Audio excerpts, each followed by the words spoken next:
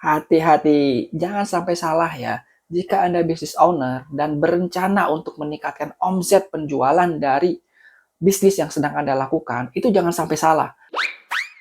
Karena ini masih banyak pebisnis pemula, pengusaha pemula, business owner, itu mereka targetnya itu meningkatkan penjual, tapi tiba-tiba misalkan caranya itu adalah meningkatkan diskon secara besar-besaran. Ini keliru. Meningkatkan omset, ya, atau misalkan sales, total sales, revenue itu sama aja. Omset, total sales, revenue itu tiga istilah yang sama, yang menunjukkan ke berapa banyak produk Anda itu terjual. Nah, itu ada rumusnya, nggak bisa sembarangan. Nah, di video ini saya akan jelaskan bagaimana rumusnya dan bagaimana cara meningkatkan omset yang benar.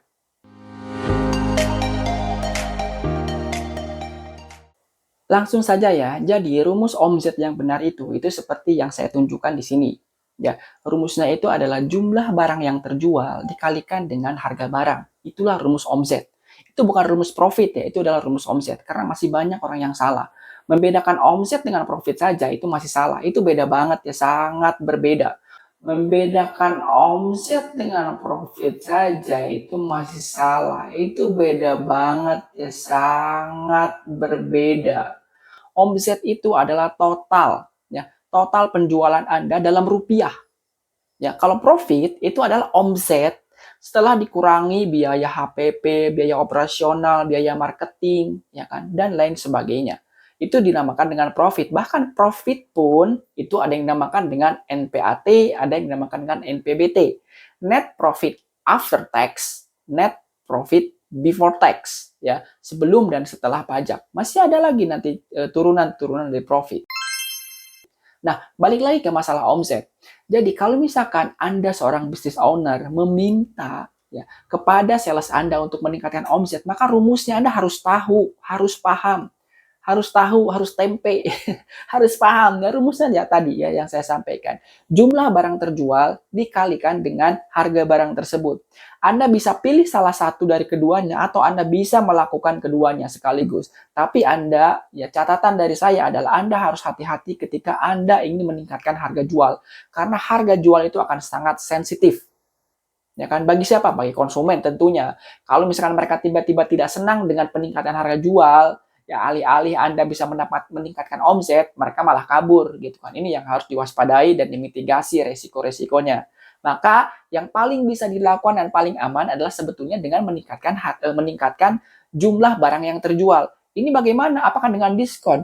Sebetulnya dengan diskon itu agak kontradiktif ya, karena diskon itu akan mengurangi total jumlah barang yang terjual dalam rupiahnya. Nilainya itu akan berkurang. Karena kenapa? Karena kena diskon.